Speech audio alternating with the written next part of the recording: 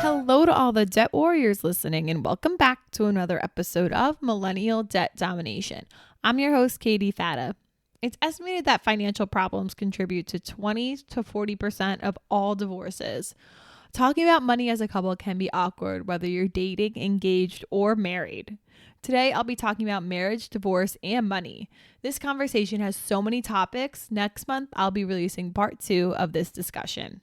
Today, I'll be joined by Tracy Coenen. Tracy is a forensic accountant and fraud investigator. Tracy has created the Divorce Money Guide, which takes divorcing people step by step through the process of gathering and analyzing their financial documents to see what their money has been spent on and whether there is any money missing. Tracy and I will be discussing how couples can breach the money topic with each other, money steps couples should take before getting married, financial infidelity, and much more. Now let's get to my interview with Tracy.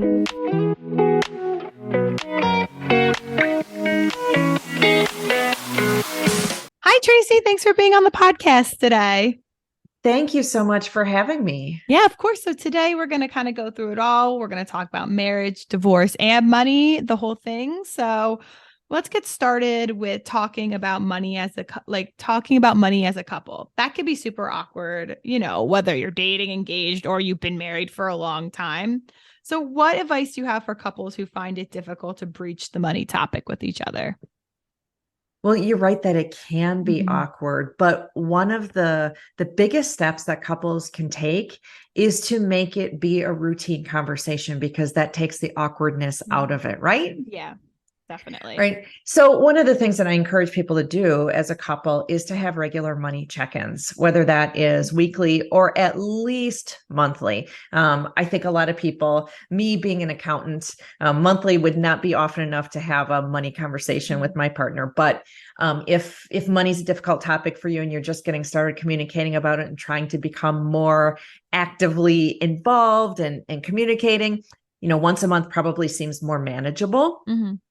But if you're having those regular conversations, then it's not like this big scary thing, right? If we never talk about money, and then once every 3 months, someone says, "Eek, we have to talk about money now." Now it's a big deal and it's uncomfortable. Right. So that's the first step, is making it more of a routine situation for you. Yeah. Definitely. Yeah. I mean, in general, money should be talked about, especially if you're in a relationship and stuff. It's the same thing we kind of tell our clients with budgeting. Like, you should probably reevaluate that too, at least monthly. So just the same with talking about money with your partner. So when, before a couple makes that leap into marriage, what money steps should they be taking together and separate? Well, if we're communicating at the front end about the money, we should be talking about how we both manage money. What kinds of things do we like to spend money on? What's acceptable spending? What are the limits and the parameters that we're going to use? I think most couples typically have a dollar figure where they sort of agree, whether they informally or formally agree. If we're going to spend more than X dollars, we're going to talk about it first before either one of us just runs off and spends it. Mm-hmm. So getting some of those parameters in place is really important. And really, it's about getting on the same page with your money philosophy. Right? For one of you, spending and living in the moment might be important. And to the other person, saving for the long term might be more important. And they might be someone who totally, denies themselves fun things throughout the week, but they do that because the carrot at the end of the stick for them is a big trip once a year. And so we really have to understand where our partner is coming from on these money issues and find a middle ground that works for both of us. So that's step number one. And then step number two is making that decision about, how are we going to manage our money together? Are we going to combine all of our funds, or are we going to keep them separate, or are we going to do something in between? Right. Yeah. And, you just mentioned it, combining your funds. Can that cause stress for a relationship? And, if so, do you recommend couples keep all finances separate, some accounts together, or everything combined? Well, for some couples, combining the finances can cause the stress. For others, if they kept it separate, it would be really stressful. So it is really specific to the individuals. Mm-hmm. I like to tell the people that I work with that neither way is wrong. Mm-hmm. It is not wrong to combine it all and do kind of a traditional marriage way, which was in the old days that all the money went together into a joint account. Everything was managed together. And that's just how it was because we are one unit now. We put all the money together. That's a-okay. But if you are less traditional, you say, you know what, it makes us more comfortable to have our own accounts. That's okay too. So I don't make a recommendation either way on that, but we have to be both on the same page with it. So if one of you wants it all combined and the other one wants it separate, we've got to find some sort of middle ground here. Right. Because I think the person who thinks that it should be separate shouldn't be forced to give in to the other one and just have it all together. And that's the end of the story. For that person, they have a reason why they want some separate money. And so maybe that middle ground of we have a lot of our money together in a joint account, but we each still have our own accounts. That may be important to have happen in that situation. Yeah, no, I definitely agree with that. And I also was wondering, what do you think about couples maybe combining finances before they're married? Because weddings can be super expensive. So a lot of people, at least my age, I'm also engaged. So this has been on my mind. Do you think that it makes sense for maybe combining before you're married to pay for wedding stuff? It can make sense for sure. I think that having well-defined expectations about the wedding finances will help in that regard. So you don't even necessarily have to combine all the finances as long as you have come to a decision where each contributing X and this is how it's going to work. Maybe you're both putting it into one bank account that's just for the wedding, or maybe you're each keeping money set aside for the wedding, but you aren't putting it into an account together. Again, it all goes back to communication, and I'm going to sound like I'm on repeat here if I keep saying communication, but that really is it. So if we're all on the same page, no one can be too upset about that. Right. One of the things that I think is super important, whether you're in a long-term relationship or you're engaged or you're getting married, doesn't matter where you are on that spectrum, that whatever you guys decide to do with your money, that you have some visibility into the other person's finances. So it's a lot more common now to at least keep some separate money. And I like during that weekly or monthly check-in for us to go over the books together and kind of show each other what we have in our separate accounts, because I don't want those separate accounts to become secret accounts. Right. I want those separate accounts to give people some autonomy and some control over their own money and to give them comfort with how they like to manage money. But I don't like that to occur in secret from their partner. No, I definitely agree. You shouldn't keep any aspect of your finance secret from your partner, especially if you have any debts or anything. So if one partner has a significant amount of debt, whether it be student loan debt or credit card debt or something, should personal debt be diminished before you get married? How important is that? I think in a lot of cases, it's really difficult to make that debt go away before you get married, right? People have debt for reasons. Student loans are high, auto loans are high. And so it's probably not realistic to think that you could get those paid off before you get married. Now, of course, if that would be something important to your partner, like, hey, we can't get married until you're debt free. Okay, if that works for your relationship, great, go for that. But for most people, it's probably not possible. So I think what probably is the best way to approach it is to lay all your cards on the table and show each other the debts that you have and jointly come up with a plan for paying down those debts. It is really hard if one person comes into the marriage with a very high debt load. And I think that people are understanding of student loans, their understanding of home loans, and to a large extent, auto loans as well. When it comes to credit cards, people are not necessarily as understanding. I know that a lot of us have credit card debt, but if one person is coming into the marriage with high credit card debts and the other is not, this could create some friction in the relationship. And so having a full understanding about how much your partner owes and how that's going to be paid down and agreements surrounding that is really important. Yeah, I was just going to say, like, I don't think it all has to be completely diminished before you get married, but yeah, be open and make sure you have a plan together to make sure this debt is actually being paid off as well. And, making a plan to pay off debt can be super hard on your own. Do you think pre-marriage financial counseling can help that? And do you recommend it for couples? And maybe even tell us like what it is exactly. Yeah, there are all sorts of financial people out there who can help couples. So, there are debt consultants, there are financial planners who provide a lot of great advice. There are financial coaches out there who, help with budgeting and understanding money and paying down the debt and all those kinds of things. All of those types of people can be super helpful, especially if you are finding that you are having difficulty communicating about the money. Like maybe you have a different view from your future husband on how debt gets paid down or whether we should continue to use credit cards or not. Because some people say, well, while you're paying that credit card debt down, let's stop all use of credit cards. Well, if your partner says, no, I don't agree with that, and you find yourselves at an impasse, having someone else to help facilitate a conversation can be really helpful. They can also give you ideas that you hadn't thought about before. They can help you when it comes to issues of, well, do we pay down more debt or do we start that emergency fund or do we do both?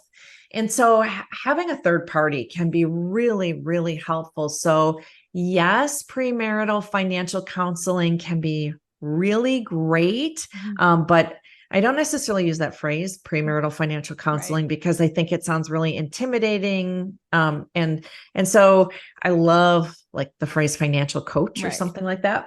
Mm-hmm. Yeah, I think that could be good for everyone, regardless if you're getting married or you're single or anything. It's always good to have a financial help.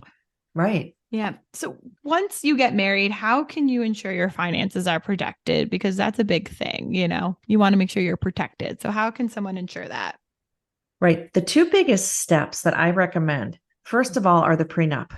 The prenuptial agreement gets a bad rap, but it should not, because, people think, well, you're planning for divorce. You know what? We hope you don't get divorced. But if you do, God forbid, the prenup is going to be that roadmap for how you untangle your finances. It is a chance for you and your future spouse to agree, this is how we would divide things if we ever split. Right now, when we're all happy, we all love each other, and we're all really reasonable, let's make some agreements about how that would work. So you can decide what would happen to a house that you both own, what would happen to the debts. One of you might have high student loans, and you might decide in your prenup, hey, we're going to decide that on the date we split, you take your student loans and those are your problem, and I'm not going to have anything to do with them. That can be an agreement you make versus falling back on whatever your state laws say at the time you get divorced and whatever a divorce court judge wants to rule on. Right. So the prenup, first important thing to protect your finances. And that's for the protection of both of you. Right. I know, a lot of people think, oh, the prenup is protecting one person, maybe the person who has more money or something like that. No, it really protects both of you.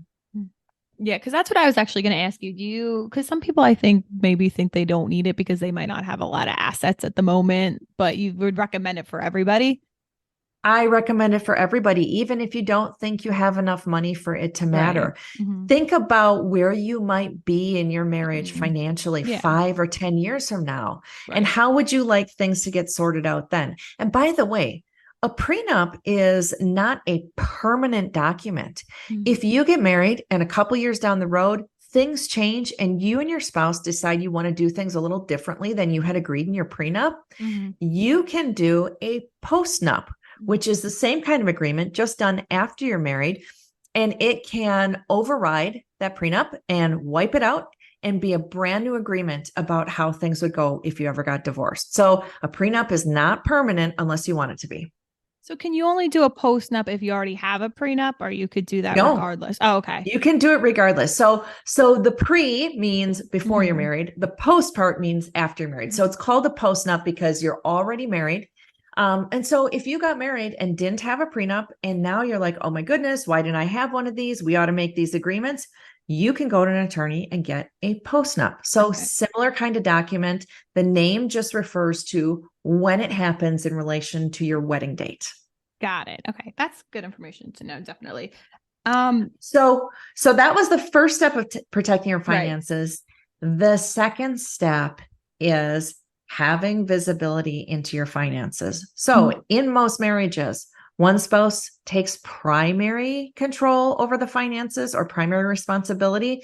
And I want the person who's not in charge to still have visibility into all of it. So it's all about information, making sure that you're aware of how much money is in the bank account, where the bank accounts are, where the investment accounts are, that you're looking at monthly statements or logging in online to see what activity is going through those accounts. Information is really one of the biggest tools you can use to protect yourself. Yeah, no, that's true, because even just you just want to know where the money is, because if you don't, that could cause financial problems in your relationship. And, it's estimated that financial problems contribute to 20 to 40% of all divorces. So you mentioned, be aware of the money, where your money is to help, but what else can couples do to get ahead of these financial problems?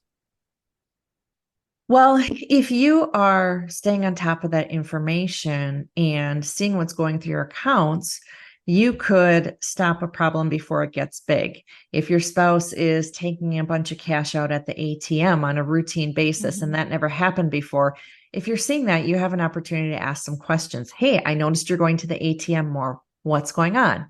And, I always say, I'm a forensic accountant, so I investigate fraud, not only in divorce situations, but also in corporate matters and things like that. So I see a lot of fraud. And so I'm always asking questions. I'm always asking why things are happening. And so I come at this from a little more of a suspicious standpoint. But I'm telling people, keep on top of it. Ask the questions. Try to find out what's changing, what's going on. Is your spouse necessarily going to tell you the truth if something shady is going on? Maybe not. But if you're asking the question and you're asking it early, you can spot a problem early, because I like to talk about the fraud snowball. And it's the idea where fraud starts really small. It starts with hiding a little bit of spending here or taking a little bit of extra cash out there so your spouse doesn't know what you're spending it on. And that fraud can grow over time. So if we were to see a problem like that early, catch it early, ask some questions, you are probably in a better position to prevent financial problems in your marriage. Right. Definitely. And it's kind of like this saying, see something, say something. Like you want to, Right. I mean, it applies here too. Right. Or you see that a credit card balance is growing little by little. Oh gosh, this credit card we used to pay off every month, and I see this month we didn't pay it off in full. Now we've got an $800 balance that is sitting on it that we're paying interest on. What happened? Right. Mm-hmm. Yeah. No, definitely. Yeah, you definitely want to be aware and, ask questions and everything. So what about if you have too much money? Is it common that if people have too much money, they're at greater risk for divorce, or is that just a myth? Is there even such a thing as having too much money? Right. I didn't even know that that's a problem that can exist. Or maybe just having a large amount of money. Does Yeah. that cause issues? Maybe. I do not think that people with greater levels of wealth really get divorced more frequently. I know there are studies that have been done about it, and some of the studies said, yeah, they get divorced a little more often. Some of the studies say, no, they don't. Think about it. If you have a bunch of money and your basic needs are met and you're not struggling to budget every month, there is a little more ease to that lifestyle. And so I'd like to think that in some ways it's a little bit easier to handle money stress. It's different money stress when you have a lot of money versus if you don't have a lot of money and you're living paycheck to paycheck every month. That's a different kind of stress that could lead to more arguments and potentially more divorce. And so the answer to your question is, I don't really think that having more money gives you greater risk of a divorce. Yeah. No, that makes sense. I guess, and like we had mentioned earlier, everyone is different. So it really just depends on your own individual situation. So, Hmm. but what could actually lead to divorce is financial infidelity. So can we talk about that for a little bit and maybe what is financial infidelity for those who don't know? Absolutely. Financial infidelity is lying about the money Mhm. to your partner or spouse. And it can encompass a wide variety of things, anything from secret spending to having a secret bank account to spending money on an affair partner to lying to your partner about how much money you have, where it is. Any important information about the finances, if you're lying about it, I consider that financial infidelity. What leads to financial infidelity? Like what do you think why do you think a person feels motivated to lie about the finances? Well, of course, for some people, they lie about a lot of things. And so it could be part of their character. When we're looking at relationships where there wasn't the financial infidelity, and then at some point it changed, Mm-hmm. I think a lot of it has to do with behavior that the person wants to conceal. They don't want you knowing what they're spending money on because they're doing something else in addition to it that's a problem. Maybe they're having an affair. Maybe they've got an addiction like gambling or drugs. Maybe they're buying things that they know you wouldn't approve of. Maybe they're running up credit card debt when we've agreed that we're not going to do that. So I think a lot of it Right. is related to other behaviors that they want to conceal. Right. And then how can financial infidelity lead to the demise of a relationship? It seems apparent, but how? Right. Of course, when it's found out, Mm-hmm. certainly there is trust that has been broken. And it's when trust is broken to a certain extent, it's really hard to get it back, isn't it? Mm-hmm. And I think that money is such a hot button issue for people that it's really hard to mend that trust there because one of the things that you might want to do when if your partner has been lying to you about money is you want to start keeping better tabs on what they're doing. You want an open book, right? You Mm-hmm. want them letting you see everything and know what they're spending money on. And then you might start nitpicking them. Why did you spend this? Why did you do that? Now they're feeling like a child who is being parented. It is really complicated to keep tabs on the money without making the other person feel like you are being overbearing. And so certainly that can cause a lot of conflict and lead to the demise of the relationship. Yeah, no, definitely. And, I think sometimes maybe couples can lie about finances because it is really hard to talk about it. We discussed this a little bit earlier. Couples avoid the subject of finances because they know it could lead to an argument. So, how can the inability to compromise on spending lead to divorce? Well, goodness, money is so pivotal to our lives and so important to short term and long term goals that if one of us wants to save for a home and the other one wants to spend every dime that we make and never save for long term goals, that is those two things are fundamentally incompatible, right? If no one wants to compromise and come to a middle ground, I don't know how you ever get over that hurdle. I would like to think that in most relationships, if we have these two very different philosophies, one person saying, I want to save for the future, I want to be able to buy a nice home, I want to be able to retire at a certain age, and the other person says, heck no. I want to live for today. I want to enjoy what I'm doing. I want to go on that weekend trip to another country. I want to do all the things. If we can't find a middle ground Mm. there, that's not good for our long-term prospects. And when I think about a middle ground, I think about, okay, what kind of plan can we put into place that saves for the long term while giving us some money to do some of those now fun things? There has to be a way we could do that, right? But if neither person is willing to compromise and find any sort of middle ground, it's going to be really hard to move forward in that relationship. Yeah, I mean, compromise is key to a relationship, not even just with money, with every aspect of a relationship. Mm-hmm. So it's so Mm-hmm. important. So it definitely Absolutely. Yep. But so Tracy, I still have a lot more questions for you, but this is the end of our first episode. Would you be willing to join me for a part 2 and we can continue the discussion? You know, I could talk about money for hours, so I would love to join you one more time. Okay, great. Well, thank you, Tracy, for joining me for part 1, and everyone stay tuned for part 2.